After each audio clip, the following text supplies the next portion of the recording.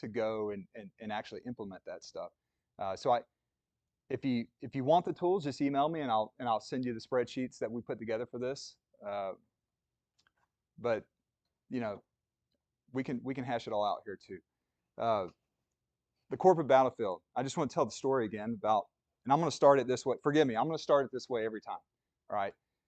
The corporate battlefield, the name of it came to me probably 10 years ago now. And there's a fight, okay? Whether you want to acknowledge it or not, there's a fight between good and evil. It happens every day.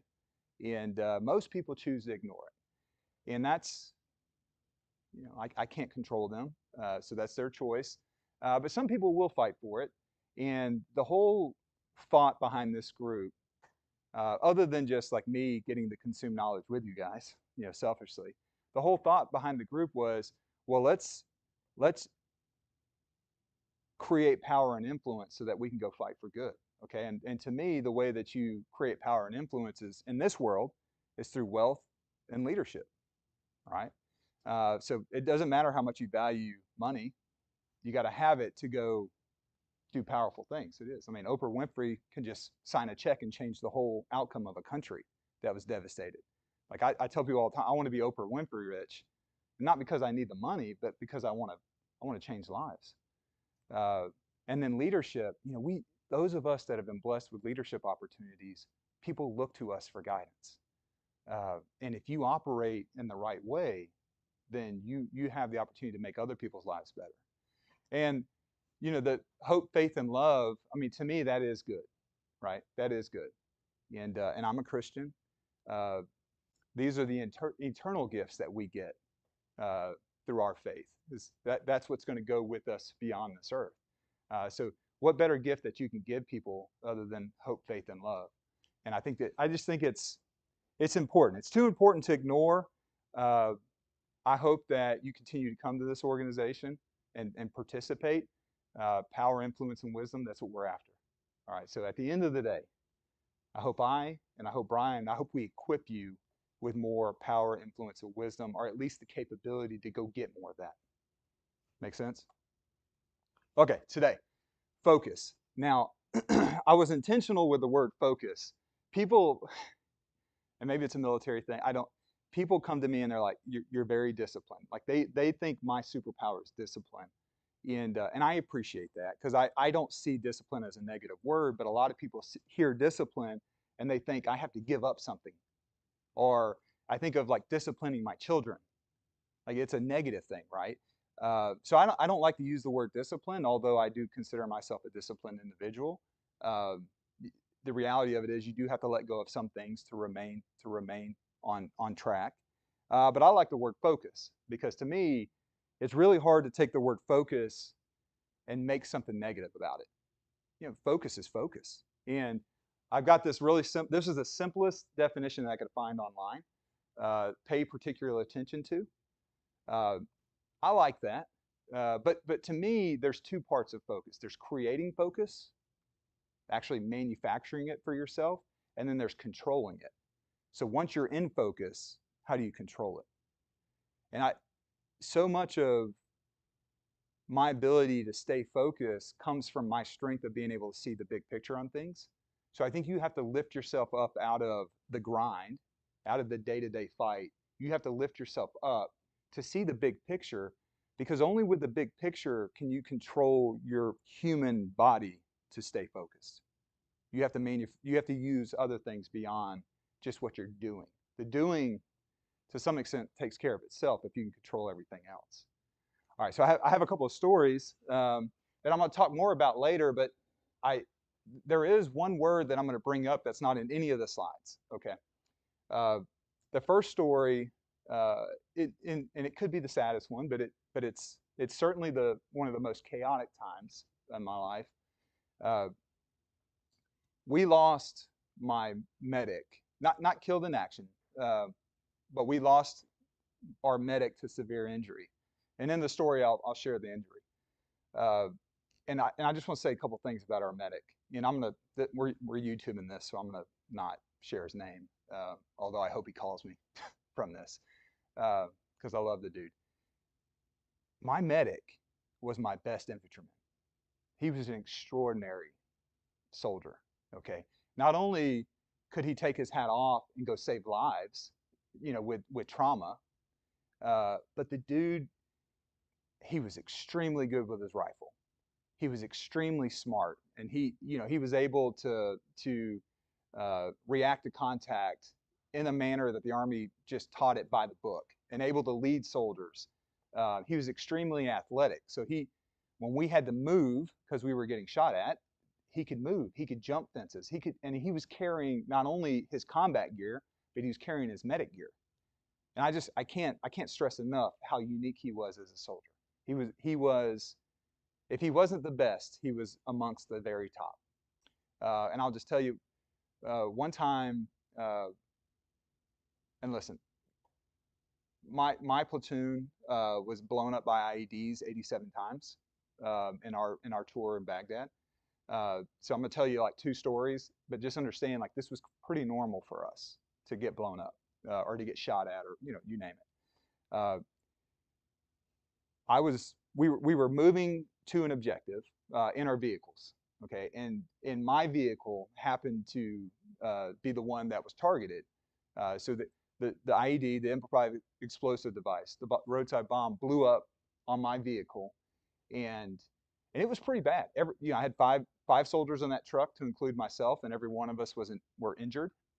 Again, none of us, catastrophically hurt, but all of us were injured, and the vehicle uh, was in-op for a moment at least. Like we were working on cranking the vehicle after you had the kind of slow motion after effect of a bomb blowing up, where everything's ringing and everything seems to be kind of still for a moment, and all you see is dust and all that. Uh, and and you just react. You react because you trained, right? You're trained. You react according to your training.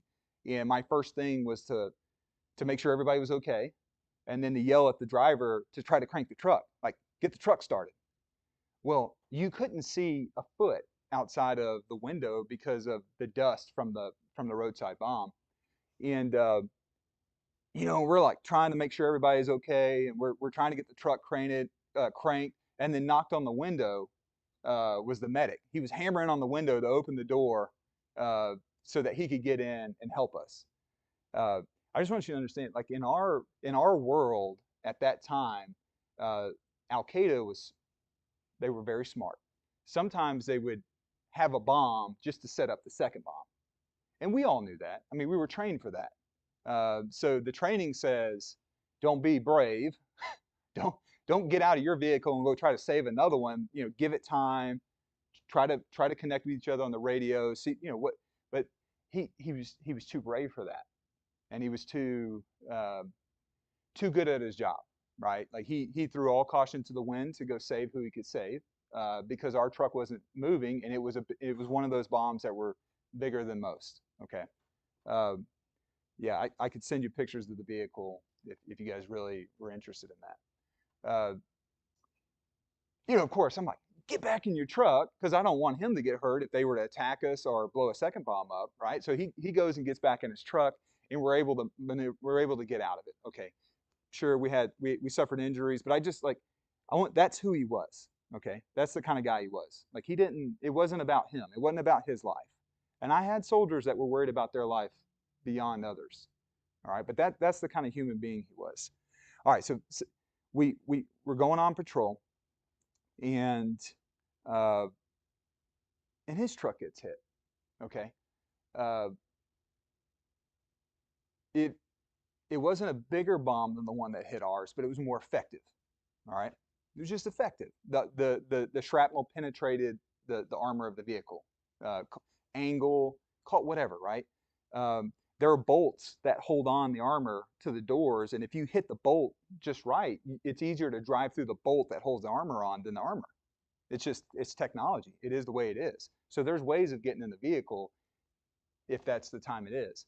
So the shrapnel comes through, and it hits him right above the knee and takes both legs off. Okay.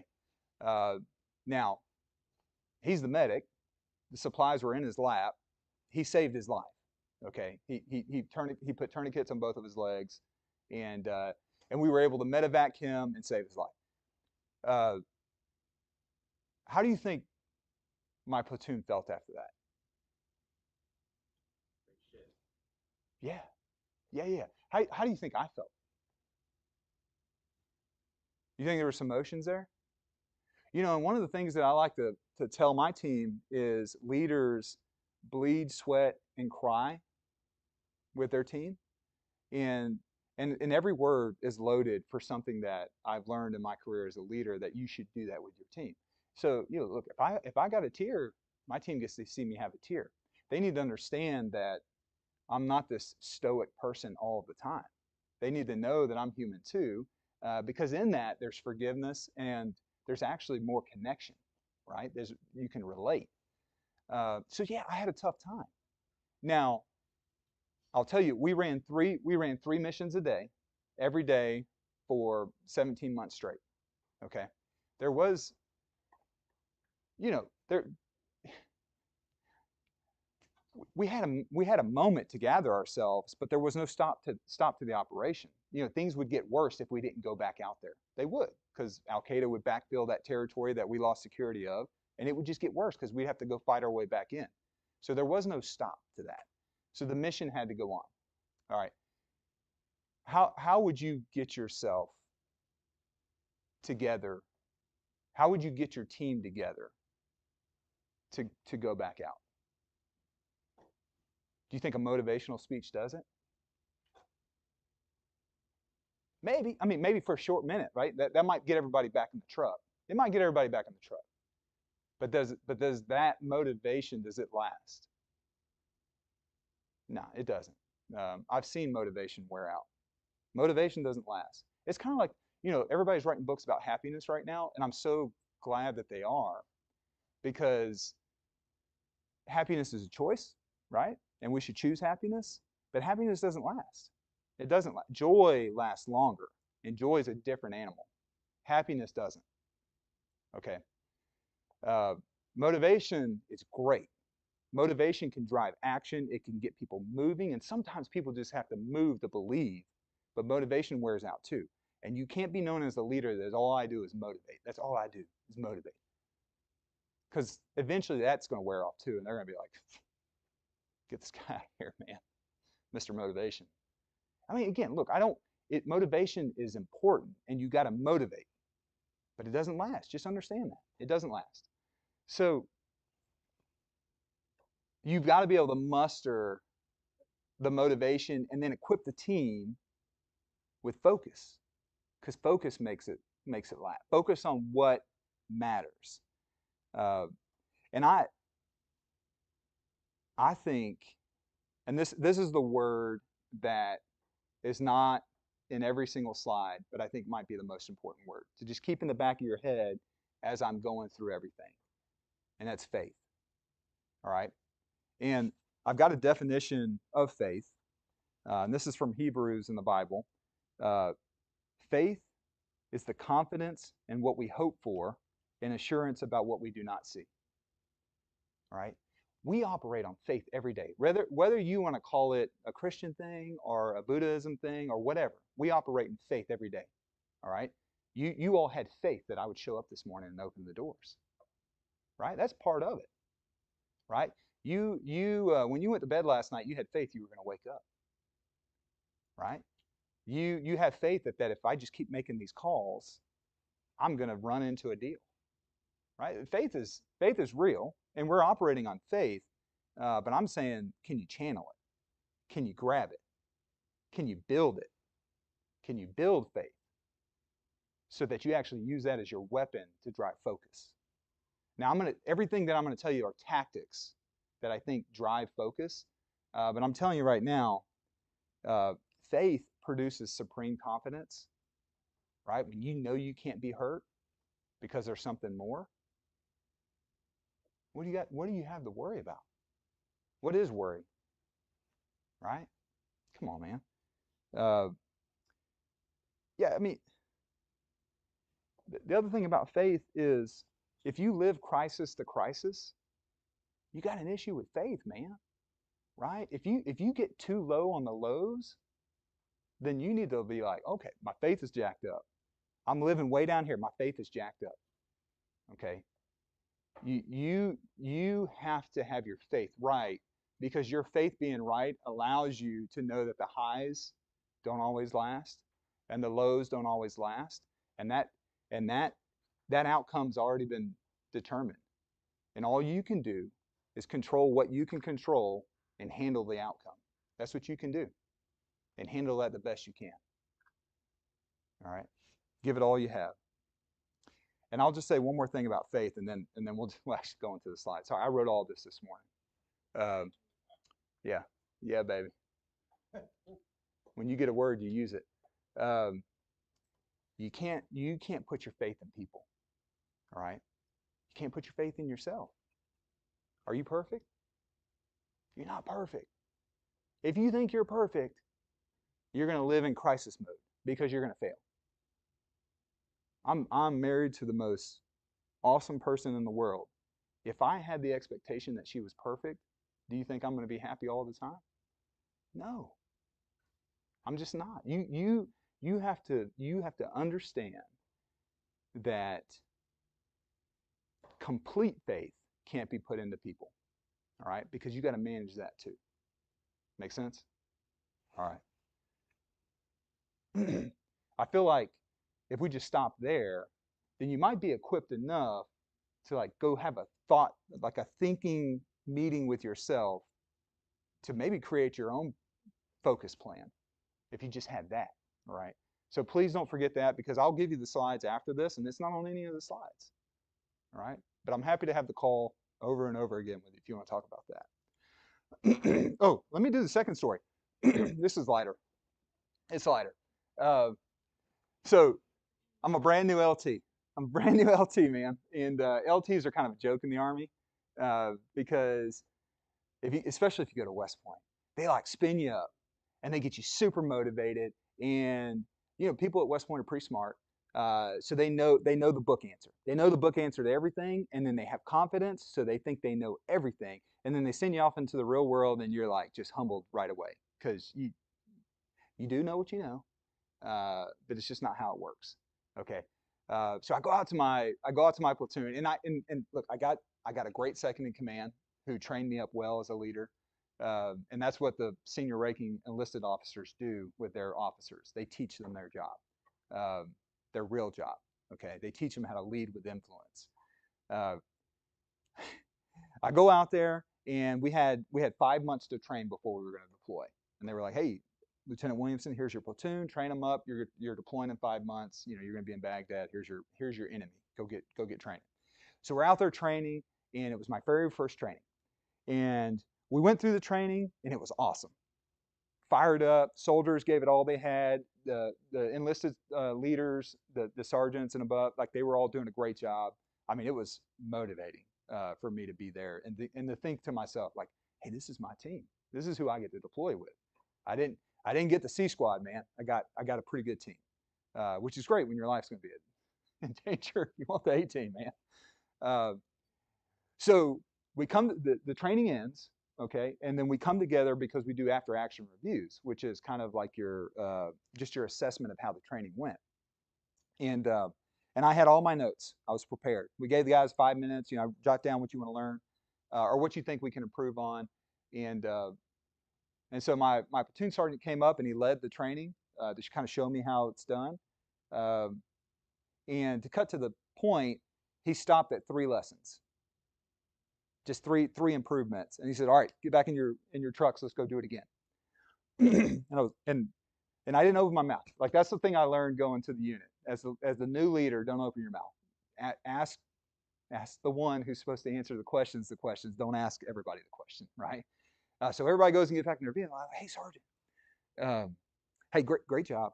You stuck to the model. You did a good job. But I had like all these other thoughts of things that we can do better." And he's like, "Oh, sir, the privates can only remember 3 things at a time."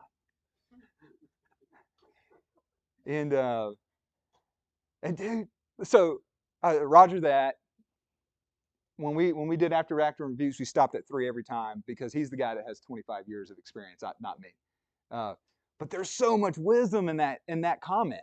Now that I've been out of the military, like I get it. Like there are some people with some extreme capability that are going to walk away from a full day's worth of training and only remember 3 things, and they'll implement less. Right? So focus. You got to keep it simple, man. You got to keep it simple. If you're trying to do 10 things at once, how hard is it to control that?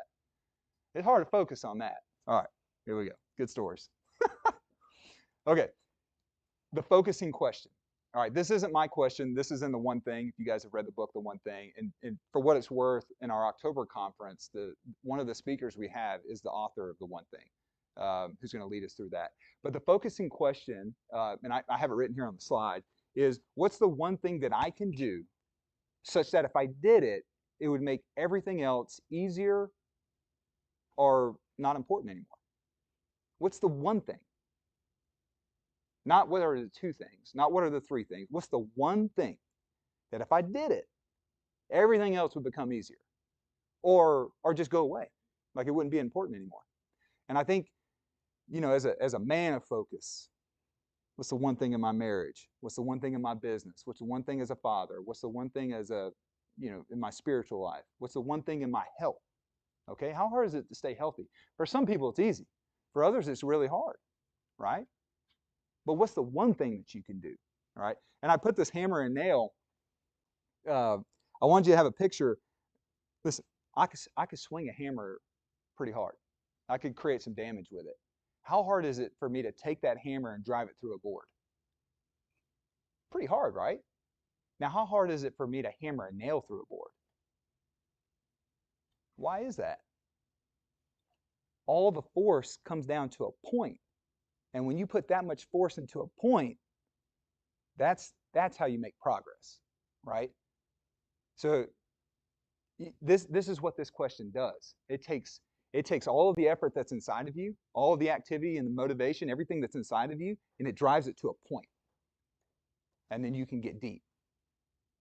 Or for some of us, just finish the task, right? Some of us are great starters. Some of us are great finishers, but to start and then go all the way to finish, you got to stay focused. All right. Enjoying my picture here. Yeah, Kristen was like, I could tell you drew that one. Hey, I believe that you got to keep yourself in a state of peace. When you're operating in a state of peace, you can stay focused. Like what, just from you all, what are some things that could upset your focus? I mean, a bomb, right? Like a bomb could upset your focus. Yeah, yeah, yeah. Family, yeah. A lot of different tasks. Yeah, timelines, yeah, multiple tasks.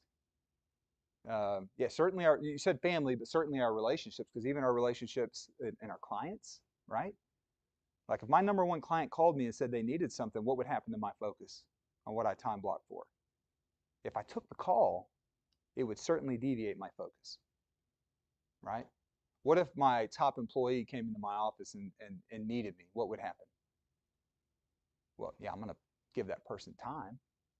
But I tell you, if you let something like that deviate your focus, you better put your focus on that, right? What if I was trying to talk to my number 1 employee while I was trying to still think about the task I was doing? How great does that go? It doesn't go. The short answer is it doesn't go great. I read this beautiful book called Bold and Broken, and you don't have to go buy. Well, you should buy the book, but and I don't say that about every book I read, but I'll cut to the chase here.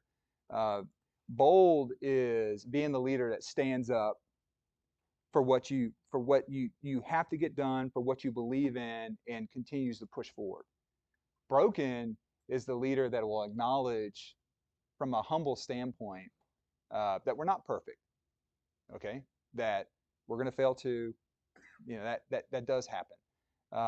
And that combination of understanding that you are a bold person, but you are also a broken person.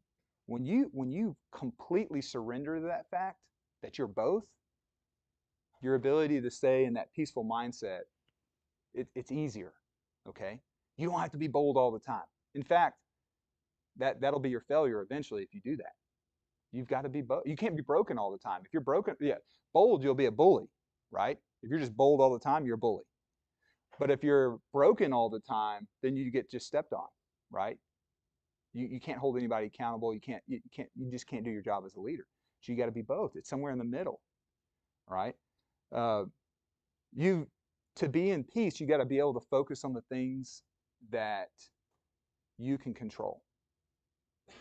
If you walk around this earth trying to control things that you know you can't, I can't control the weather, man. It's hot outside.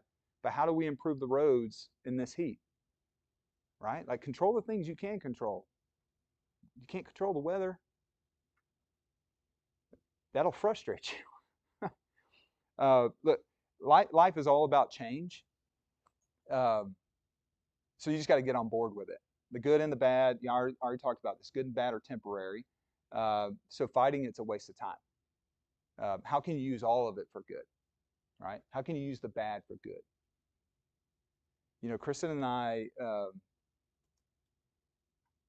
Kristen's been through some stuff, and I've been through some stuff in our past uh, that could be traumatic and crippling for us emotionally. But we desire, and we just completed the certification process to be foster parents, and we're not going for the easy ones. We're going to try to go for the harder ones because we believe that some of the trauma that we've been through has uniquely equipped us to go help some kids that have been through some of that too. You see how you can take a thing that like was meant for evil, and then you can use it as a part of your strength, right? But if you let that cripple you, you won't be able to stay focused. You won't be able to turn it for good. You got to see it all, and that's what this chart's about. Uh, you can't live on the highs and you can't live on the lows. You got to be that steady person. You got to be steady. Okay, and it doesn't mean that it doesn't, being a steady person doesn't give you the right to opt out of like a celebration for the company. Like you ought to celebrate, right? You ought to high five and you hug and you cheer the victory. It also doesn't exempt you from feeling pain when there's pain. But I'm just saying, don't go to the extremes. If you go to the extremes, it requires so much effort to get yourself back into the middle that you're just literally swinging back and forth all the time. You don't want to be a swinger. You want to be steady. Uh, yeah, listen, keep life into perspective. Uh, for those of you, this is the first time you come, forgive me, I laid it heavy quick. But I'm a spiritual man. And I believe that there are two sets of eyes that we've been equipped with. We have spiritual eyes and we have human eyes. And I would just ask you, like when you're disrupted by a situation, are you using your spiritual eyes or are you using your human eyes? Like when you're stressed out about the amount of money that you have in the bank, or let's just say you're not stressed out. Let's say you're frustrated because you have less in the bank than you thought you ought to have by now in your life.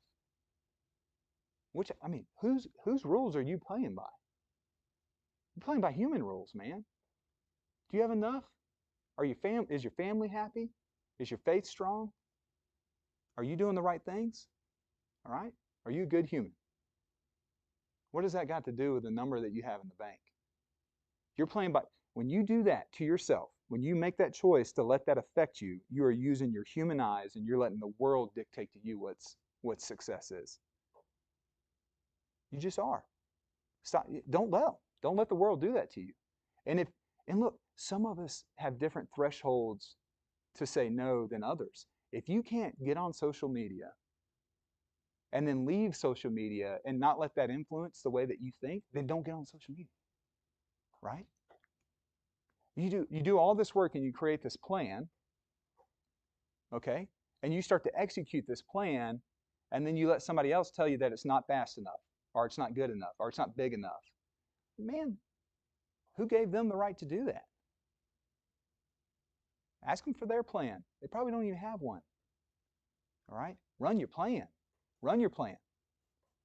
All right? Jim Rohn, he's stand guard at the gates of your mind. Let things penetrate your mind that are going to lift you up, that are going to validate, that are going to allow you to have faith and to focus. Spiritualize, man. We say at my house, we say that all the time. What eyes are we looking through? Right? Because if you were looking through your spiritual eyes, then, we try to create love in every situation. Are we being loving right now? Are these words kind? Why are you so stressed out? Take a second. Chris and I, we went through, our child is 6, our son, our youngest. And 2 years ago, we were ramping him up to go to elementary school, and we kind of just had this aha. Like, wait a minute. Like, why is it so important to us that he starts school this year?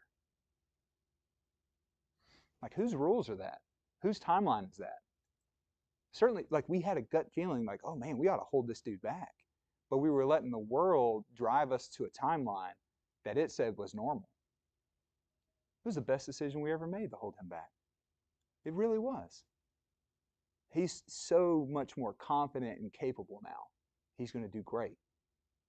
But you can see, like, we were letting normal dictate our values instead of our values dictating our behavior there, our personal values. All right. And then so Buddhism gives this 8 worldly winds, and I love the picture that the 8 worldly winds give you. And here's the thing, you can't have success without failure. The possibility of failure actually allows us to have success. If there was no possibility for failure, then what would it be worth, right? So if you look at these, there is no pleasure without pain. So thank goodness we have pain, because we get to enjoy pleasure, right? There is no praise without blame. So thank goodness we have blame, because now we have praise, right? Gain, loss, fame, and disgrace. Those things, the reason why we get to have the opportunity to have the upside is because we have the downside.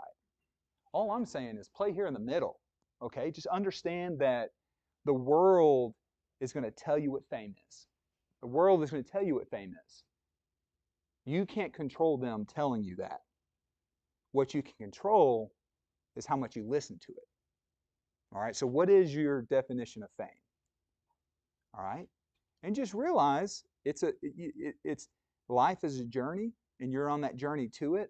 And thank goodness we have blame, because that enables us to have, or thank goodness we have disgrace, because that gives us the ability to have fame. Make sense? All right. Dude, I'm going to read this right off the slide, because I'll act like I'm a brain expert, but the reality of it is God made me a salesperson, so and a little bit of a leader. So I'll leave the brain surgery to the brain experts. But it doesn't mean that it's okay for me to not understand how the brain works. Okay, and that's the whole point of this slide. Is fear. Okay, fear is because of our own baggage. That's all it is. Fear is our history coming back to haunt us. Think of our children. My son literally has zero fear. It's unbelievable. It's unbelievable. He has zero fear. He would tackle a cobra. He would. It's because a cobra's never bit him. All right? So understand the way that your brain works. And as soon as you start to feel the fear, you say, wait a minute, fear, wait. The only reason why I feel this way is because something has happened to me in the past. It's got nothing to do with right now. Now look, acknowledge your feelings. Your feelings are there to tell you things, right? If you're worried, you need to go plan some more, right? That's what you're worried about. You don't have a good enough plan. Now use your emotions. Use them to equip you to be better. What I'm saying is don't let something disrupt your focus that has no right to disrupt your focus, all right? Our brain is built to conserve energy. It is. It's conserve energy and save our lives. Those are the two big takeaways that I have after studying the brain. It wants to operate by habit. It wants to operate by habit. So if our brain is conserving energy all the time to operate by habit, then what do we have to be real clear about? Our habits, right? Our habits. Now, what I'm going to say to you is read the slide later, but when cortisol, releases glucose and the hormones into your body that put you into a heightened state of survival, right? Using the lower brain as your operating function instead of the upper brain, which actually drives logic. Notice it. You can notice it. Adrenaline is literally released into your bloodstream. You can notice when you start to rise up, right? Your body starts to pick up. Now, what I'm saying is, well, if you're going to create a new habit, then you have a trigger, an action, and then you need to reward yourself, right? That's how you create a new, and then just do it. The one thing says do it for 60 days, and then it's a real habit, okay? Some of us can get to habits faster. Some of us need longer than 60 days. But on average, the research says 60 days in a row, you've got a habit, right? Feel the adrenaline, feel the spike. Let that be your trigger. Okay, here's my trigger. My new habit is, I'm gonna calm myself down a second and ask myself this question, right? Is it my history that's driving me to get jacked up, or is there a real threat here, okay, that I can't control? Just ask yourself that question, and then reward yourself for it somehow, right? Because that actually gives the brain another indicator to keep doing that. Make sense? All right. So just in your mind, trigger, action, reward. All right, and create new habits. Yes, sir. Yeah. And I don't have this written down, so this is just straight from my own mind. Yeah, it's uh I feel my body heightening up. That's my trigger, right? I feel the adrenaline. That's my trigger. Now, is it my history that's causing this fear, that's causing the spike in adrenaline? Or does the situation actually warrant me? Look, y'all heard a couple of my stories now. I was blown up in my young 20s a lot. When I get in the car, it's a stressful thing for my family. I don't really look at the road a lot. I look everywhere but the road. I am like, now it makes me a great defensive driver because I don't, I like know where everything is except for where the road is. All right. Now I run over the little bumps in the middle, and sometimes I hit the bumps on the side because I'm like I'm here, baby. I'm scanning. I'm looking for targets. Is that fear justified? Like, am I going to hit a bomb out here in Mopac? No, man, I'm not going to hit a bomb on Mopac. I know that. But what I'm not doing a great job of is saying, hey, Schuyler, you're a little stressed out driving, man. Is that rational? Right? Is it rational? Calm yourself down and get focused, man. I could do that. And now, see, Kristen's here. Now that she heard me say that, now she'll say that in the car, and she'll get me focused. She'll get me dialed in. All right, you guys get how you can use this to stay focused, and if you're a leader, you got to make yourself a student of the brain, because you got a bunch of little brains that are walking around you that if you just understood how that thing worked, you might be able to get the best out of them. You certainly can make them feel better, all right? And shoot, that's half of it. If you can make them feel better, then you can probably get more production out of them, more times than not, if they got the talent. All right. Yeah, this is the private rank here. And don't hold my slides accountable to Jessica because I built these slides. I got them to her late, so I just did the best I could here. But I heard this beautiful thing from our trainer of all people. Respond, stop reacting.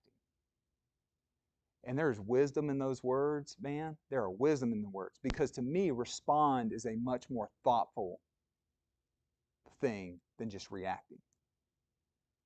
I like to think, so the military equipped me with a mission planning mindset of how to be predictive. One of the things that we would ask ourselves is, what's the most dangerous course of action here? Based on the enemy's capabilities, based on my friendly capabilities, and based on the operating environment, what's the most dangerous thing that could happen? And then we prep for it. Right? I mean, like, look, it's pretty simple here. Like, If this is a hill, right, and this is a hill, and this is the objective, and I'm driving this way, where would the enemy set up? You don't have to be, yeah, you don't have to be a military tactician to know that if I'm on the high ground on both sides and Schuyler drives right through the middle here. Now, it just so happens that with the enemy's capabilities, speed to the objective matters. So we would drive through the valley. If that was the fastest way to the target, we would drive down that most dangerous path. But what we were prepared to do. Yeah, man, we were responding. We were ready. We knew exactly what we were going to do if someone were to attack us from there. Or instead of being reactive, I could say, hey, when we hit this point right here on the street, I need artillery to hit both tops of the hilltops. Hits them or not, doesn't matter to me. What it does is it shocks everything on those hilltops so that I can get through the objective. There's penalties for that too, because as soon as you start hitting the top of hills with artillery, what does the enemy know? They know you're coming. So you got to balance all this stuff. I'm saying be thoughtful. All right, respond. Don't react to things. Slow it down. Whose timeline are you operating on? I'm a believer in accountability. I believe in setting deadlines. I believe in that. I set them for myself because I know that deadlines drive activity. Okay. But does that timeline matter? Does it matter so much that it's going to deviate me from focusing on the things that are the actual priority right now? You know, ask yourself that. Simplify everything. You know, that was my story about the private. Man, they're only going to take 3 things away, right? If you want your team to really focus, give them one thing. Give them one thing. All right? And then we can, like, hey, we master one thing, then we can start to grow beyond that. Okay? But I would like to think that if you went to every single person on my team and just said, hey, if you had to tell me the most important thing that you do, I think every single one of them could tell you. Now, are they all working on multiple things? Sure they are. You know, we are paid to work hard. So they're working on a lot of stuff. But I would hope that I've done a good enough job in our one-on-one meetings that every single person knew that if it came down to one thing, if I only had time to do one thing, this is what we would do. All right? And even in I don't have it with me, but I use Michael Hyatt's Focus Journal for my daily, like, kind of tee up of my day. And even Michael Hyatt, who has made a career coaching and kind of pushing productivity, the dude has 3 big lines at the top of the day and then multiple little lines. But what does that tell you? You're only going to get the 3 big things done, and if you're super productive and things go your way, then maybe you can progress. That stuff down there is just to keep, like, to make sure you don't forget it, basically. But the 3 big things should drive all your focus. Just simplify it. You know, Dave Ramsey talked about this debt snowball deal. You know, pay off the easiest one first, then move to the second one. It just keeps it simple, right? Like, if you're going to pay off debt, this is a simple way to do it. He got that, and that's why he teaches it. All right, and then completely different conversation with a different person, but I heard no problem is solved with negativity. Think about that statement for a second. No problem is solved with a mindset of negativity. Now, negativity can keep you from getting into trouble. Negativity can help you plan for things that could go wrong. But negativity won't help you solve a problem. It just won't. At some point, you have to get into a positive or a constructive mindset to go solve a problem. So just understand, like, you can beat yourself and say that I'm a pessimistic person or I'm a negative person. Like, there's a time and a place for that. And we've got people on our team that are good at that, right? And I leverage it because I'm not that type of person. But at some point, even that person has to be positive to get done what she has to get done. All right. All right, and this is my last slide here. These are traditional models in business and in wealth building that keep us focused. These are the tools that you can deploy. So the first is vision. To me, vision is, well, what does it look like when it's done right? In the end, what does it look like when it's done right? All right, vision, do it for 1 year because you need to know where you're going in 1 year, 5, 10 years. You know, there's lots of thoughts on that. but I would say, well, what's your target for wealth? How much wealth do you need? What is the target? And do yourself a favor and don't move the goalposts. Because if the target's 10 million and you hit that, um, you can set a new goalpost, but don't get to 8 million and then push that thing back. Just understand, like for me to live the life that I want, this is the number, and don't stress yourself out about, like just you're the Enron guy at that point, right? You're making $50 million a year, and you still don't have enough, so you got to go break the law to get more. Come on, man, you can live a nice life at 50 million a year doing it the illegal way. So at some point, like stop moving the goalposts so you don't go break the law and then go to jail. All right. So that wealth target, we have a spreadsheet for those of you that haven't been to the past ones. I could send it to you to kind of derive how you get to your target. Okay. Kind of a wealth tracker in the moment, and it shows you where you're going. Okay. Plan. This is my wealth building model here. Again, we can send you this in PDF so that you can look at it. This is how Kristen and I are managing and building our wealth on one piece of paper. I believe in a plan being on a one piece of paper. Keeps it simple. All right. There's also the concept of the 1-3-5, 1 goal, 3 priorities, 5 tasks. That's a business plan template that we use that's on one page. So look, what I would say, have goals, write your goals down when you're energized, have your priorities and make them in order. The word priority being plural is kind of a joke, really, because there's one priority and then there's a second priority and then there's a third, right? Like make sure they're in order and just keep it to one page. All right, standards and values. To me, in wealth building, the standard is the budget. Okay, adhere to the standard. Right? You create a budget, put that time into it, adhere to the standard. Your values drive your behavior. So what are your values around wealth building? Okay. You can value a $150,000 car. That's awesome. And there's some car people, right? They love it. But it's got to be in the plan, right? The $150,000 car has to be in the plan. And then accountability. So who can hold you accountable to hitting your wealth targets and staying focused? I pay a business coach. I wrote that, not your spouse. It's not easy for you to hold your spouse accountable. In fact, you shouldn't do it. You might have a friend. You might pay a coach, a financial advisor, a peer that's kind of on the same journey as you, right? Like I got a guy that I work with that every morning he texts me, "Hey, I'm awake," because he wants to get up earlier. Doesn't bother me, man. I'm glad for him. And if he missed it, then the penalty that he told me he would pay, then we'll just get it paid, man. We'll help people with it. So look, use your tools too. That's my slide here. Just use your tools, right? There's all this mindset stuff and understanding at a higher level, and being able to operate in the state of faith. But use your tools too, because again, like take all the help you can get. Like I can control the creation of my plan. And I can control waking up in the morning and working on something. So just control the things you can control. All right, what I have like 2 minutes. Any questions on any of the stuff that I talked about? I always feel like I'm going to move faster, but I think I spent too much time on my stories. Those were fun. Thanks. All right. I mean, obviously, I'm going to hang out afterwards so we can talk more. Hey, check it out. I'm gonna do a quick pitch for our October event, and then I think we got a video that Jessica wants to play, and then we're gonna bring Brian up. In October, we have The Lifestyle Investor, the guy that wrote that. Pretty awesome book.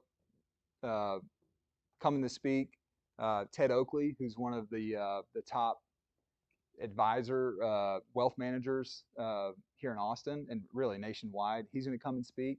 And then Jay Papasan, who wrote The One Thing. I have one more speaker, but I can't. I'm working on tying him down. But we've got some really good speakers who have all said they're going to come and give their time just because they know that 100% of the ticket sales and 100% of the sponsorship dollars are going to teachers in financial need. So they're literally donating their speaking time to come and train us up. So if you guys haven't signed up yet, man, you ought to sign up for $100. I don't know that you can go anywhere else and get that cheap. So and the only reason why I did $100 is because I don't want anybody to feel pain when they do it.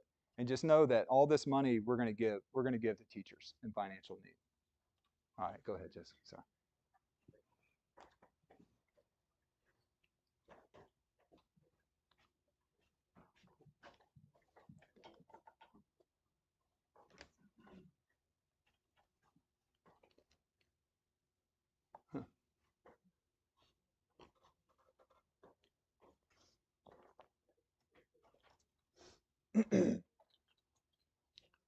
All right. Well, yeah. Oh shoot, man. It might be the same shirt. Same shirt, man. That's good.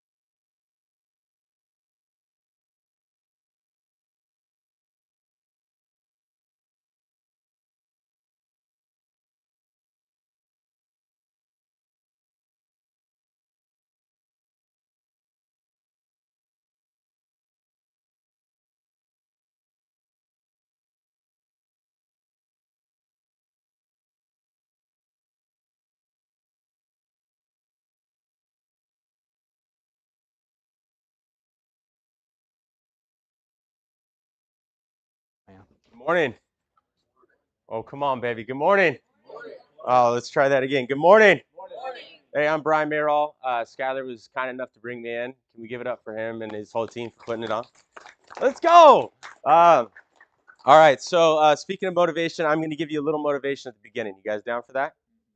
I just want to get the energy levels up because research shows that if we sit down passively, we don't take notes, we don't shout out answers, we're thinking about what other people might say or do based off the way we react, you only retain about 10%. But if you go all out, you raise your hands, you take notes, you shout back answers, kind of like Brandon was doing, you'll retain up to 90%.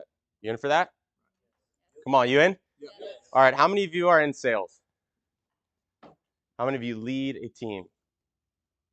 How many of you have a significant other? All right, you're all in sales. Okay. Um, I'm going to try and convince you today that the universal skill of success is the skill of influence. You guys down for that? Why would I say that? Anyone have any ideas? Why would I say that? You got to get people to take action. You got to get people to move, do some level of action taking. So I learned in my career, 8 years ago, I was a junior high school PE teacher. I was rolling out basketballs for a living. Anyone ever made like shifts in their life, had an opportunity to change their career, change where they were going to go in their life, and they decided to like step up, take action, move forward? Anyone ever done that? Pivots. I was a junior high school PE teacher rolling out basketballs for a living, and I was sold, man, hard sold. There's a woman named Marshonda Henderson, and she gives me a call one day. She asked me to go to a Tony Robbins seminar. Anyone know who Tony is? I used to work with the guy. And she said, Brian, I think you should go to this seminar. Your friend called me, said you're in a really low place. I'd really think it'd be good for your life. Hung up on her. Okay. What do you think she did? Come on, what do you think she did? Yeah. She says, Brian, I really think this would be this and this. What's the first question that I asked her? Come on, what did I ask? How much did it cost? Why? Because I knew I was going to say no because I didn't have any money. I was a PE teacher. Hung up on her. Bang. Again, what do you think she did? Come on, what'd she do? She called me back. Now, this time I was at recess, like break. Okay? At that point in my life, I wish I got pictures of it, but I was wearing short shorts, a straw hat, and a whistle. I'm dead serious. She calls me up. Brian, I really think, you told me your story. I really think you should go to this seminar. You said you're in a low place. You're not making any money. I'm like, thanks for the reminder. Um, and I hung up on her again. And anyone ever had like a decision or a moment in their life where you knew you were like denying yourself at some point? Anyone ever had that before? Like you knew you should have asked for the business, but you didn't because something came up. You knew you should ask that woman out, but you didn't because something came up. Right? Something came up and you didn't move forward. I had that. And I started shaking. Like shaking. I'm like, when did this happen in my life? To the point where I was like, when did I stop taking action? When did I stop stepping up? When did I stop saying yes to things that I knew would benefit my life? Y'all with me? We all have those moments. I ended up going to the seminar. It leads me to being the #1 national sales trainer and speaker with Tony Robbins. And now I run my own company. It's pretty cool. 8 years ago, rolling out basketballs for a living. I tell you this because I truly believe that influence is the skill, the universal skill for success. Like getting someone to take action. But who's the #1 person we got to get to take action every single day? Come on, man. The alarm goes off. How many of you have hit the snooze button? Okay. And Schuyler talked about this. He put it on his slides earlier. There's a moment. There's a moment, right? Where that pillow feels more comfortable than getting out of bed. We call that pain and pleasure. Pain and pleasure. Pain and what? Pleasure. Yeah. There's pain and pleasure. Now, if I'm going to ask you these recall answers, some of you are like, why is he asking? So your brain remembers it. So pain and pleasure. The moment that you flip that, the more that you perceive more pleasure in getting out of bed and more pain in staying in bed, action happens. Now, most of you are leaders in this group. You're probably not doing the phone sales yourself. And I haven't done phone sales in a long time. Can I tell you a quick sales story? This last weekend, we had the best sales weekend of our life. And we had so many calls that I had to get back on the phones. Okay. I'm sitting at a desk for 12 hours in a hotel. My elbows are bloody from sitting at the desk for 12 hours just like this. And I loved it. I loved it because it was the first time in like a year I got to get other people to take action and hand us money. I'm telling us that put me in a state of like realizing today, like I switched the whole talk that we were going to talk about based off of that. Like every action that someone takes is based off of influence, right? Whether you're leading a team, you're leading yourself, at some point you have to have influence on yourself or other people in order to get that action forward. Y'all with me? Did I sell you on influence? Yes? All right, cool. So jumping through slides here. This is a model for a lot of what Schuyler was talking about earlier. Okay, why do we take actions in certain directions or why don't? And Schuyler was talking about we have these different triggers in our life. And then when we take action on those triggers, we get a reward. And it becomes a habit. Y'all remember this? You're listening? Okay. So let me just influence you to say that there's different things that influence our life. The environment, right? We have our career, our relationships, and our self. Those all go through a filter. And Schuyler showed you that filter earlier. And since I'm in sales, we call them sell up stories or sell down stories. Can two people go through the same exact experience, yet come up with two different meanings of why that experience happened? Is it true? Do you guys have employees or people on your team that they get hung up on? They're like, good, where's the next one? They get denied from a sale. They say, good, where's the next one?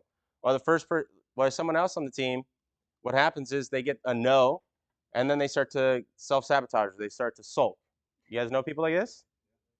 Stories. So sell up stories, sell down stories. And then what we'll go into, we'll probably focus on this a little bit more because Schuyler did in his. We talk about the different layers of control. Layers of what? Layers of control, which ends up getting us our results. You guys down for that? Now, before I do, I want to ask just one more time, just so I know where I'm going to take this today, because I have X amount of slides and I want to take it to where you're going to get the value. How many of you are still making phone calls and going to get sales? Anyone in the room? Okay. How many of you are leading a team who is going to influence and create those financial transactions? Okay, cool. I know where to take it now. All right, so if I could for you for a second, go ahead and close your eyes. Take a deep breath. Let it out. If you didn't brush your teeth, don't let your breath out. Take a deep breath. Let it out. All right, so keep your eyes closed if you don't mind. If I were to tell you that the first person to get out of the room right now, I'll buy them a Tony Robbins seminar ticket, and I'll buy them a ticket to go to Schuyler's event in October. Now, when I count down from 10 to 1, let's see who can get out of the room the fastest. 10, 9, 8, freeze. Go ahead and open up your eyes. Some of us got out of their chair. Do you see him get out of his chair? Now, what happened? When I asked you to close your eyes, and then I asked you, if you get out of the room the fastest, who's the person to get out of the room the fastest, they get a reward, right? How many of you, as your eyes were closed, started to think about, all right, how am I going to push this chair out? How am I going to trip the person next to me so that I get out of the room the fastest? Is it true? All right, you started to think about, all right, some of you even got out of your chair, started pushing them back. Some of you started to cheat. Your brain has to come up with the roadmap before the action happens. Does this make sense? So Schuyler was talking about a plan. Our brain has to come up with what's going to happen before it actually happens, right? We create it in pictures, in images, right? So as I ask you questions or as you develop a plan for your team or for yourself, the question is, how can you get inside of your prospect's mind, inside of your team's mind to help create the right roadmap so that they're not in control of they're in control, but they're not deciding where they want to go for themselves. You influence them to get them to where they need to go. Is this making sense? Okay, so we're going to give you some roadmaps to do that today. Let's dig in. All right, so we have these different influences on our life, which end up creating an emotional state. This is a spin-off of some things that you might have learned from Tony Robbins. But our career, our relationships, and ourselves. Schuyler was talking about if you got a phone call from someone, it could shift your focus, right? Those go into an internal emotional state. Now, some of you might be saying, I'm not an emotional person, but you are a human being. And human beings move when they generate different emotional states. Have you ever had a moment in your life where you felt powerful? You made a strong decision. Something happened in your life where you stepped up. You said, I will, I do, I'm starting, let's go, let's do this. Anyone ever had that moment? That came from an emotional state. It came from a powerful emotional state. You don't need to always have powerful emotional states in order to take action, but what if you can be in a more energetic state? What if you could be in a more energetic state? Would you come up with more creative actions? Would you be a better leader? Would you ask better questions? Would you sell better? Would you influence better? 3 things that lead to those emotional states. Number 1, your body. Everyone say it with me. 1, 2, 3. Number 2 is where you place your attention. Schuyler said focus, where you place your attention. Same thing. Number 3, meaning. Number 3 is meaning. Amazing. Those 3 things influence your emotional state at any given time, right? Can you tell if someone's not paying attention? What are they doing? What are they doing? Yeah, what's your name? Kristen. Kristen says they're looking away. What else has happened to their body language? If someone's not paying attention, what's happened to their body language? Poor posture. Poor posture, right? If someone's in a high energy state, what does their posture look like? Ready to receive. Come on, what is it? Yeah, upright, ready to receive, right? Y'all with me? So in any given time, it's the person who has the highest emotional state or the most energetic emotional state that influences the person who has the less. Is this making sense? Right? That's why we have to learn how to influence ourselves to generate the right energy to influence other people. Y'all picking up what I'm putting down? Yep, the person who has the highest energetic state will influence the person with the lowest energetic state. I'll give you an example. Those of you who has a significant other, anyone ever gotten home like, where should we go eat tonight? Anyone ever heard this before? Anyone ever had this situation come up? Every day. Where should we go? Right? And one person's like, I want Chinese food tonight. And the other person's like, well, I was thinking maybe Chinese or I was thinking maybe Mediterranean food, Abba down the street. Right? Who's going to win in that influencing process? Why? They're more energized, right? Because they were more certain. They were more energized around their decision. They weren't going back and forth between two. So that person typically wins in that influencing process. Y'all picking up what I'm putting down? Now, just a heads up, diverting. Typically, gentlemen in the room, if it comes down to those situations, you don't always want to win. Okay, you want to help that person go to where they want to go, but this should move forward. All right, so stories. Sell down stories, sell up stories. We talked about earlier that a situation can happen in anyone's life, and they can either choose to tell themselves a sad story, a happy story, a powerful story, a negative story. Y'all picking up what I'm putting down? In your life right now, y'all down to get real quick? What stories are you telling yourself? Like when you look at the situations you might be in at work or in your personal life, like we all go through it. I go through stuff too. Right now, what story is driving you? Better yet, let me ask you another question. What do you want to accomplish by the end of the year? You guys down to get something out of today? Get real practical? Write down. What is something that you want to accomplish by the end of this year? And I'm going to ask for some answers, so don't be afraid to shout out.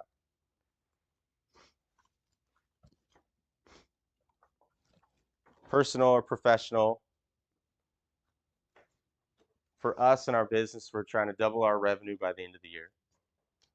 Trying to sign 3 more agency clients.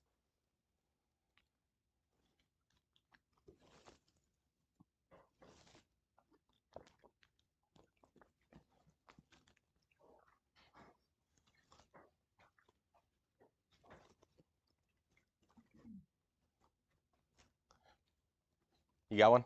Yeah. What you got? I want to secure 5 accounts setting this year, 1 foreign federal agency, 1 U.S. federal agency, and 3 others. 5 accounts, you said? Give it up for me. It says 5 accounts. All right.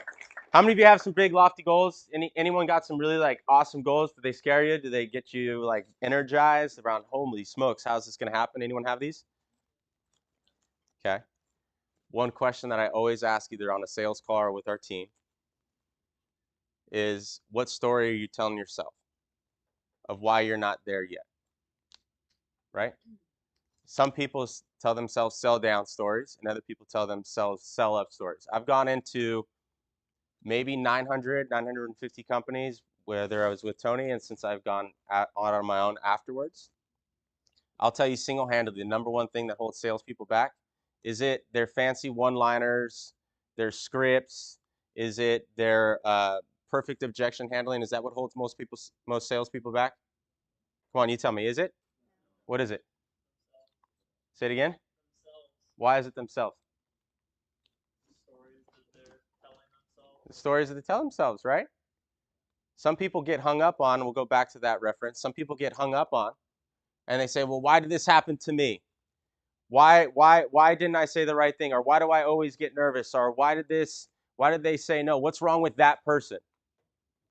You guys know some people who do this?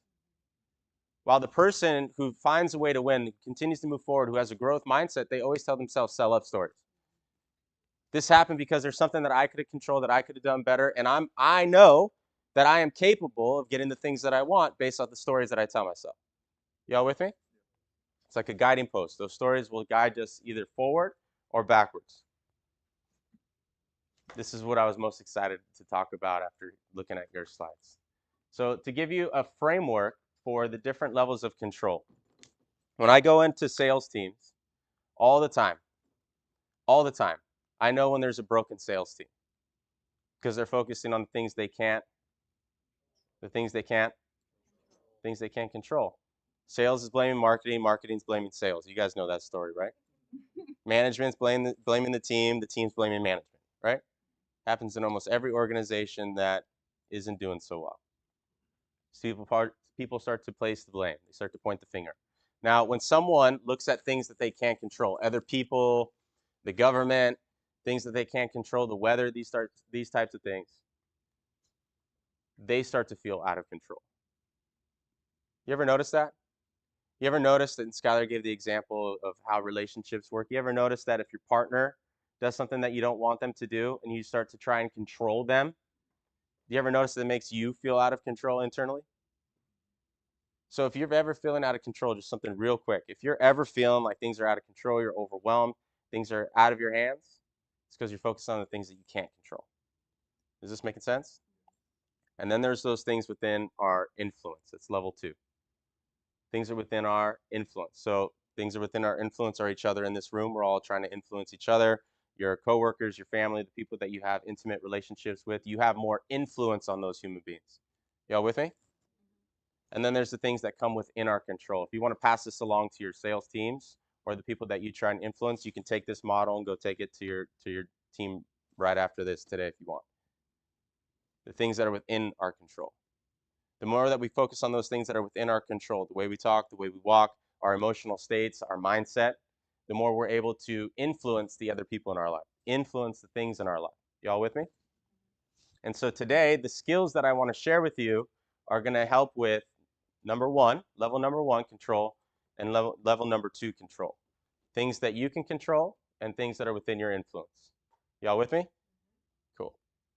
I went into a company. So we just started off our company back in 2020. And like any new startup, I thought we were going to take off right away, right? I didn't think it was going to be difficult. I didn't think it'd be hard because I came from the Tony Robbins world. I thought everyone would just open their doors to us. Didn't happen. And we were going after this company called TRA, fastest growing company on Inc. 5000. And I'm prospecting them as the business owner for 6 to 7 months. It looked promising right at the beginning, and then they go dark on me for like 4 or 5 months. Anyone ever had this happen? And then I heard a podcast, and it said, stop worrying about giving too much of your value away.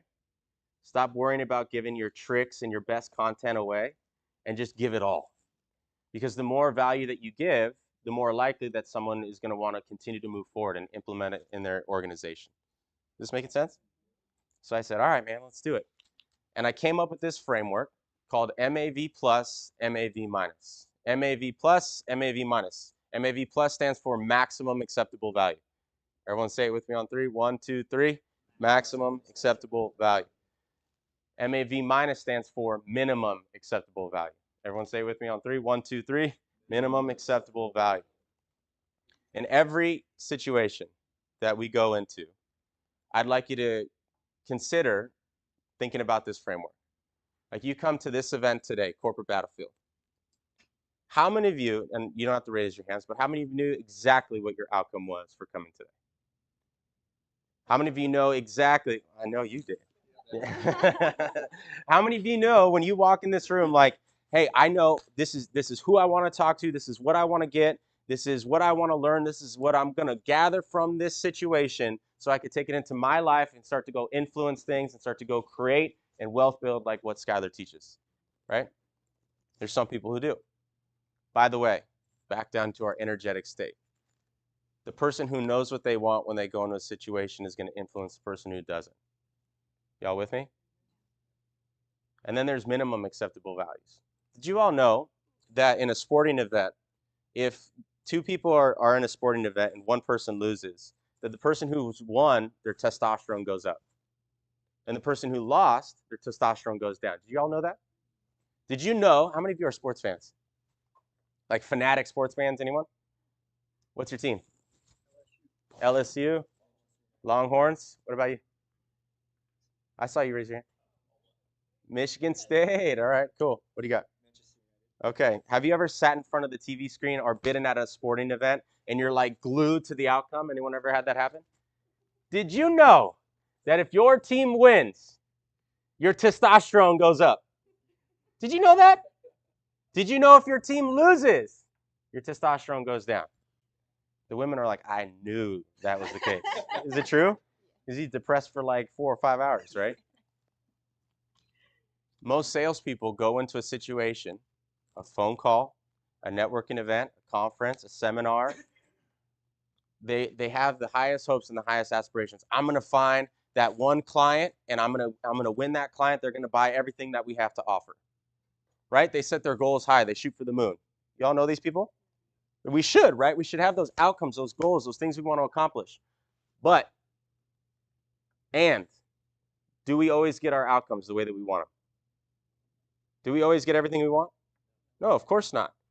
But most sales rep psychology is set up to fail. On a great day, if someone makes 100 phone calls, how many of them go the way they want?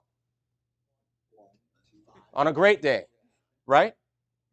So does that mean that 99% of the time, 98% of the time, 97, whatever the number is for your business, that they're going to feel like they lost? Is this making sense? Are they going to lower their energy, lower their mood because they feel like they didn't get a win? So let's put some guardrails on it. Anyone like to go bowling? Oh, there's always the one. Okay. So in bowling, right, if you have kids, you want them to start feeling successful, so you put some rails up, right? Some bumpers on it so that they don't hit a gutter ball and at least they hit one pin. Because no matter what, when they're learning something, they at least knock something down in each situation. Is this making sense? You should set up your psychology the same exact way. Or your sales rep should set up their psychology the same exact way. If you come to an event like this, you should know what you want. Who are the 5 people that you want to talk to? Here's what we're looking for. I travel. I mean, we were in Israel. We were just in Palm Beach, Florida. I'm tired of traveling, man. I have not gotten our name around here in Austin, Texas. I would love to go into companies. So my outcome is to speak to 5 people today who might be interested in having us in. We're going to give out 5 free sessions. That's our outcome.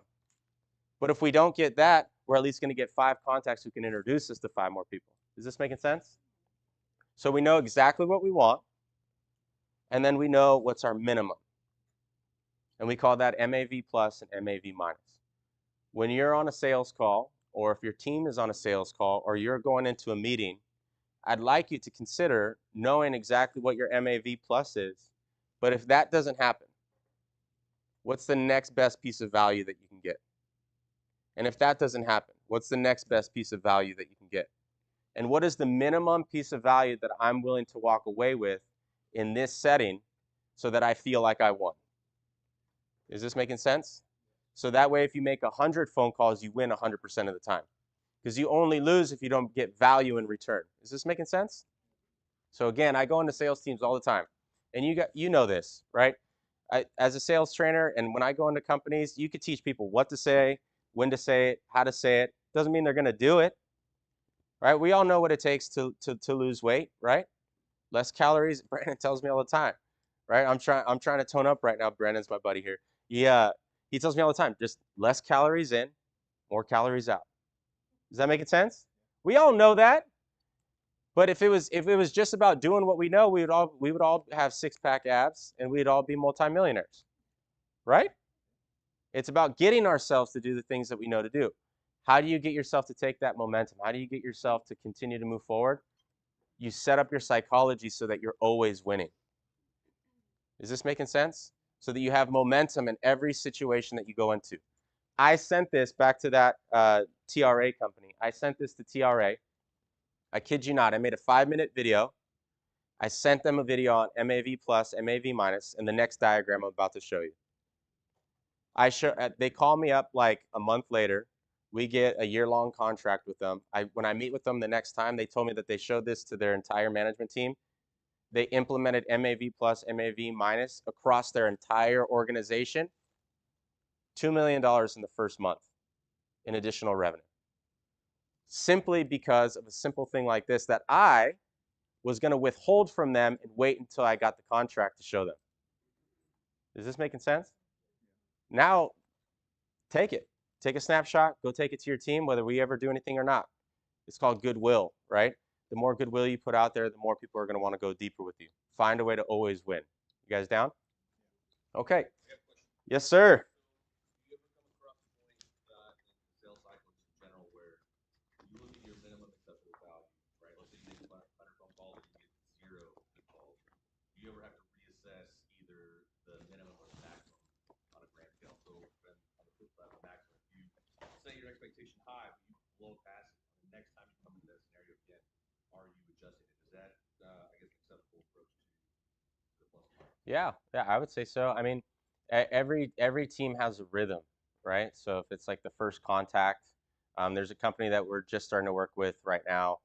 They call it their connect stage. Their connect stage is the first time they connect with the prospect. And right now they have it set up where their outcomes or their goal on that first connect is to get their first introductory meeting. They call it an introduction meeting to learn a little bit more about their business, understand their wants and needs, right? Sound pretty typical? Well, when I go in and I'm listening to their sales calls and I'm reviewing everything they don't have like data collection as part of their MAV minus. So when they get on a phone call with a potential prospect, they're selling to dental offices. So they call these dental offices. When they get on a phone call with a potential prospect, they're not asking when is the doctor in? At what time does the doctor typically take his lunch break? Why would they ask that question? Why would you want to know when the doctor, the person you're trying to sell to, typically takes their lunch break? So you can get a hold of them, right? So that's an example of like, what is it for your particular situation? Do you mind if I ask your particular situation?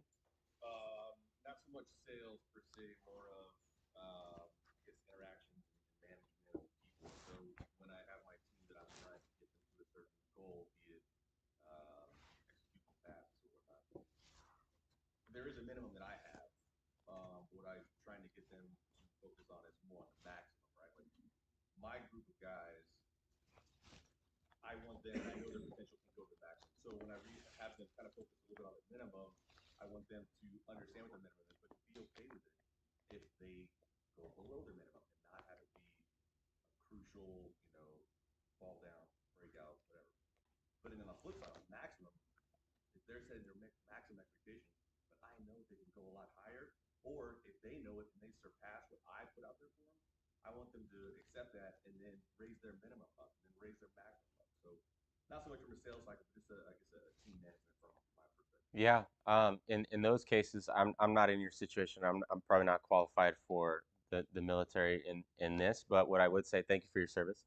And what I would say is that you can do it from an individual level or from an organizational level, right? So if you have a shining star and you want them to raise their standard, is what I'm hearing you say, then you can change their MAV plus and MAV minus. And then if you have a straggler, their MAV, there's got to be a standard for them to be a part of the team, I'm sure, right? But their MAV plus might be a little bit lower than someone else's just to scoot them along a little bit. I would have to know more about it, but does that sound like it resonates? Okay. So as a leader, Yep. when you're building this, are you going to see more of the people closer to the minus or the plus? Like what do you, I mean, or are they going to be in the middle? Is the data just going to be, well, you have these over here both sides? I mean, what should you plan for? Yeah, so in a sales situation, like when we go into a company and we prospect a company, we have our MAV pluses and MAV minus for every sales scenario. Yeah. So in that connect phase, the MAV plus minus is to get the meeting with the decision maker. Yeah. That's our maximum for that particular phase of the sales cycle. Yeah. And then when we get in front of the decision maker, the MAV plus is to get them to sign the contract and fork over the money, right? Yeah. But if we don't get that, what's the next best thing? So for each stage of the sales process, what's your MAV plus? What's your MAV minus? Yeah. Is that resonating? Yeah. Cool. I was thinking about it in the daily, like because your example was number of calls. Like, Yep. To me, that I was thinking daily, but if you go situation to situation, it's a little different. Yeah. So a lot of companies will apply it to their specific situation based on their sales team. Cool. All right. So MAV plus, MAV minus. We came up with this thing called the sell up ladder. I would say good salespeople can get someone who's at a probably to a yes, right? Someone who's likely to buy to a yes, probably. Really good salespeople can get someone who's maybe or possibly considering something all the way to a yes. Outstanding salespeople are I don't know to a yes. Unicorn salespeople can get a lot more people from no's to yeses. Y'all with me? Most people or most sales professionals, if they are in a no phase, that person's like an absolutely not or an I don't know or a possibly phase, they're trying to skip the steps. They're trying to go from like 0 to 100 way too quick. Okay? What we want to do is we want to progress the sales cycle every single time we get on a call. So rather than trying to get someone in their psychology who's already at a no or an I don't know or a possibly all the way to a yes, just get them to the next step, the consideration. You follow what I'm saying? Okay, so I have some examples for you. You can take a screenshot. These are example questions that you can use. I'm not going to go over them now because if you're a salesperson, we can send you the slides or you can take a screenshot of this. But these are specific examples of questions that you can ask to get someone from one stage to the next. Let me just start with one. If someone says no, okay, is that no for right now or is that no for forever? Or how long is that a no for? Well, and now they're going to start to negotiate with themselves. Does this make sense? Because most people don't want to be closed off forever, so you ask them a question. If someone says, no, I'm not interested, okay, I totally understand. No for like right now, no for this quarter, no for forever. Well, just not this quarter. Okay, if there was a situation where you would consider, when might that be? Right? So those are questions that you can all take for your sales cycles there. You guys want to walk away with something tangible? Like something that you can do in networking events just like this or in events like this to get someone's attention when you go into a situation like this, you walk away with some value no matter what. Okay, you'd be surprised, but most people say when you go into a session like this, give as little value and not a lot of tangibility so people want to go further. I do things the opposite. I'm going to give you something that you could take whether you ever talk to us again. We all have buying personas, correct? Everyone know what buying personas is? The 3 to 5 types of prospects that come across your desk or whoever you want to talk to. I'd like you to write down who are those 3 to 5 right now. And while you're doing that, I'll give you a brain jogger. So for Sell Up, our company, we work with sales teams who are either dealing with confidence issues or they're trying to scale and they're trying to ramp up their reps quicker than what they normally do in their business. Okay? And we work with individuals. So individual producers who want to produce at a higher level. Maybe they don't know what to say, when to say it, and how to say it, and they're looking for a process to follow. All 3 of those buying personas are looking for sales content to help them win more business. But the reason that they're buying is very different. Some people want a duplicatable and repeatable sales process for their scaling sales team. So others want to just learn the skill for themselves so they can bring in more dollars for their own business. Is this making sense? So they're learning the same skill, but in a different way. They're coming for different reasons. I'd like you to write this down. We're going to create a 2-minute sales script for you. Who are the 2 or 3 buying personas that you typically sell to?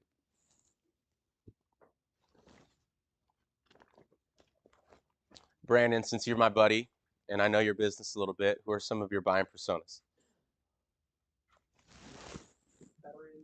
Military veteran training providers, tech boot camps, and government organizations that want to get people off unemployment.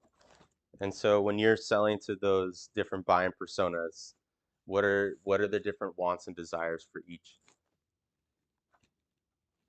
For the veteran training providers, it's about getting veterans past the fear of applying to jobs and actually getting them in front of people so they can sell themselves. And keeping the real pain that they're looking to solve for is getting people placed, because if they don't get placed, then they either lose funding completely or they don't get paid for the training that's provided. For the tech boot camps, it's all about placement rates, because if they have low placement rates, they'll lose funding, or if they use income sharing agreements, if people don't get jobs after the program, then they lose their money. They haven't paid for tuition. And for the government organizations, they have KPIs that they're accountable to the Department of Labor, and if they don't meet those thresholds for getting people off unemployment, then they lose funding and people lose jobs, and it causes issues with Congress. Cool. So just for the first buying persona, for the people who are looking for jobs, right? And you went through some of the pain. What are some of the painful experiences that would happen if they don't get their outcomes? So one of these providers out of Dallas trains 400 military veterans a year, and they lose every dollar of tuition money from the Department of Veteran Affairs if they don't get them a job, which is $16,000 per veteran. So right now they don't place 40% of those, which, doing napkin math, that's 240 people times 16 G's. That's it's somewhere in the ballpark of $5 million a year that they lose. Cool. Yeah, not cool, but it's good that he knows it, right? It's not good for your EBITDA. Yeah, totally. Do you guys know the pain points that your customers have, each one of your buying personas, right? So in this room, if you had an outcome and you were looking to make a contact with someone in this room, what you first want to do, and he's talked about napkin math, but if you're in your car, and you were hustling and bustling, you didn't have time, you had to drop off the kids, whatever, you have 5 minutes before you walk in, I would ask you to reset.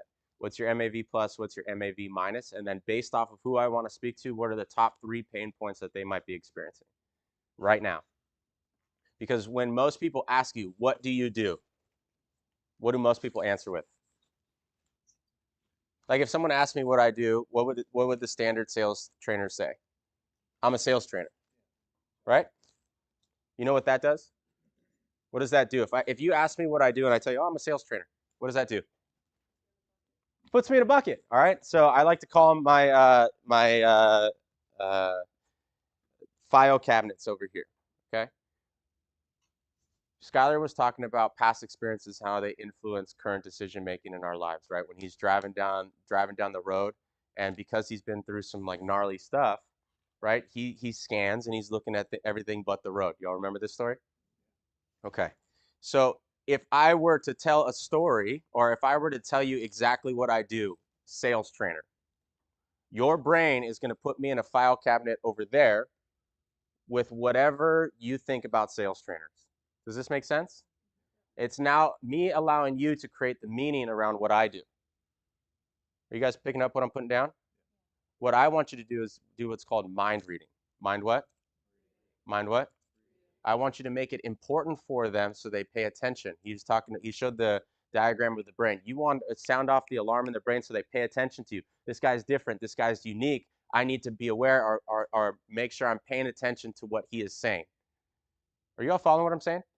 Okay, so if I allow you to determine what you think about us, 30% of you probably have a negative association to sales trainer because you had someone come in and teach you something that you never used before, or you never used after you learned it. Is this making sense?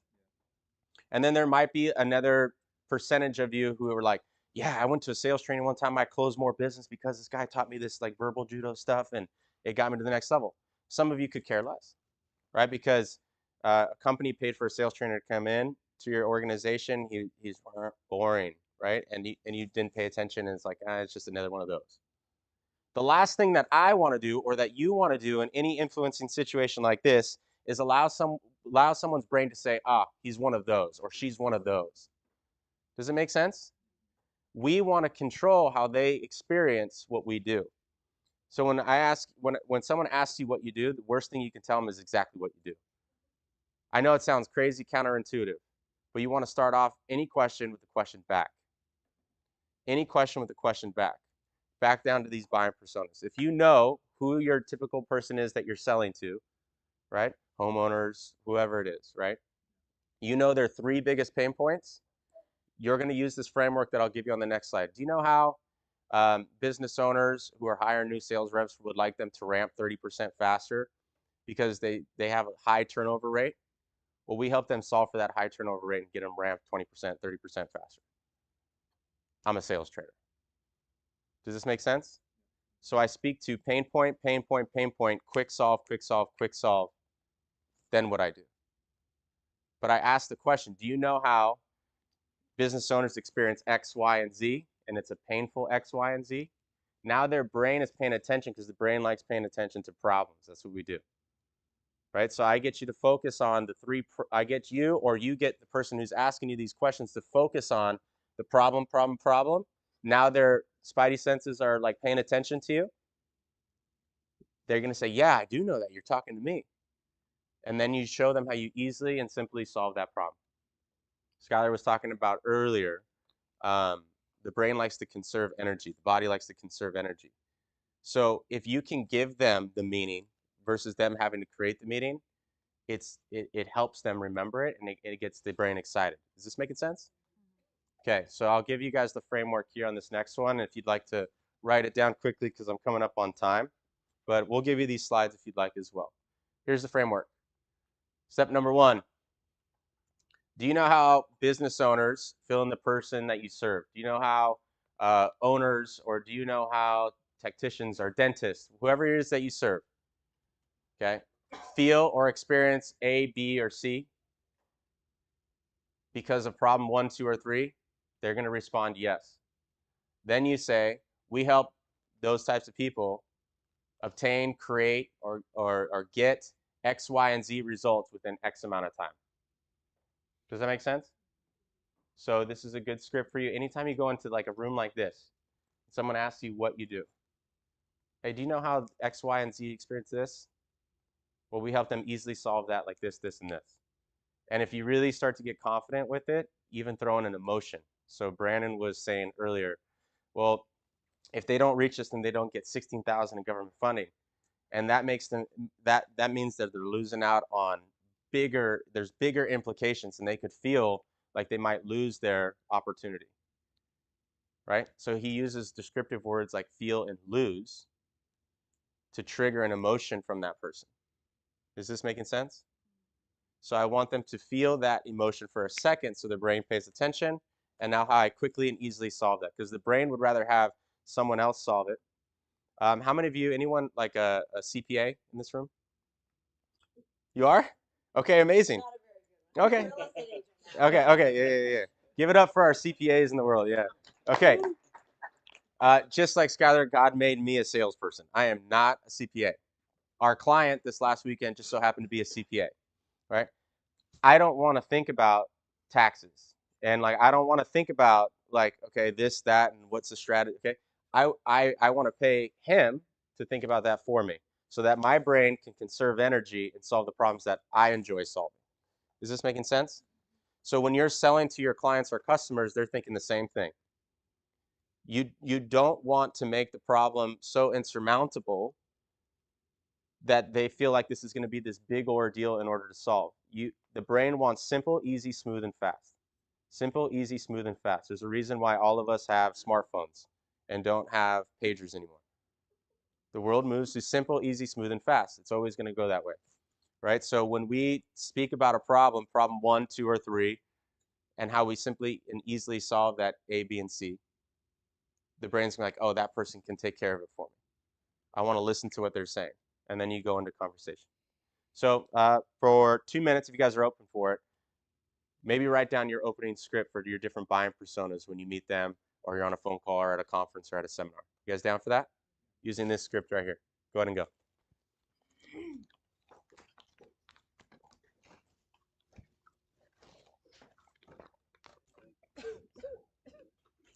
By the way, would this help your sales teams? Would this help you win a deal or 2 more, or at least get someone to pay attention? Because oftentimes we go into networking events. How many of you know someone who just like word vomits all over you? Anyone ever had that happen? Or anyone, I still do it, man. There's times I get nervous. I walk into a situation, I'm like, I don't think I said anything worth value. Or I don't even know if they paid attention to a damn word that I said when I met them. This script might give you a way for them to start paying attention to the things you're saying. Schuyler, is it cool if I send these slides to you guys? And if anyone wants them, you can snag them, or you can hit me or Cassidy. This is Cassidy, co-founder here. You guys can come up and talk to her. We'll send you the slides too. Cool. Then these are some things you could probably knock out at home as well. That being said, Schuyler wanted me to save some time for questions or anything afterwards. Y'all got anything? What's up? So when you started, I guess, transitioning from PE coach to sales, Yeah. What were some of the kind of core traits that you started noticing from the beginning that you kind of carried on to maybe polished up that you still kind of lean on now? Core traits of like people that were winners, or like that I developed? Either, refining what your mindset is, maybe strategizing on not using a whole lot of words and just really focusing on the most impactful words, and realizing that you only had 2 or 3 minutes or 10 minutes to speak to somebody. Just things that made you more successful that you were like, oh, I used to do this whenever I first started. I'm still doing this Yeah, now. yeah. Those layers of control, I haven't heard it put in a framework like that, but when I was a PE teacher and I was unhappy with where I was at, I was focused on all the things I couldn't control, and those were keeping me where I'm at. And once I had a model for where I wanted to go, which was Tony Robbins, and why I went to go work for his organization, I now was focused on the outcome that I wanted, and then the things that were within my control. So the outcome was bigger than my current circumstances. Like sales to me, like if I could give you a definition around sales, it's believing in someone or some business's highest potential and not their current circumstances. Like I didn't get into sales. I truly believe sales is like you're a doctor for a business. Like someone comes to you with a problem, and it's your job to diagnose it and then prescribe something for them. And if you don't come across them, or if your skills aren't there, then you're perpetuating their problem. So like I truly believe, like Schuyler, I'm a man of faith. I truly believe that things happen for a reason, right? Like if someone answers the phone, I'm like, they answer the phone because they're like someone someone got them to answer this phone call, and it's my job to get them to an outcome. And if I don't, there's something around my skill set or something I could have said better that would have gotten them to that. Is this making sense? So anytime I go through an influencing situation, it's no longer, well, they didn't buy because they just don't have the money, or they didn't buy because they don't have the budget. It's like, no.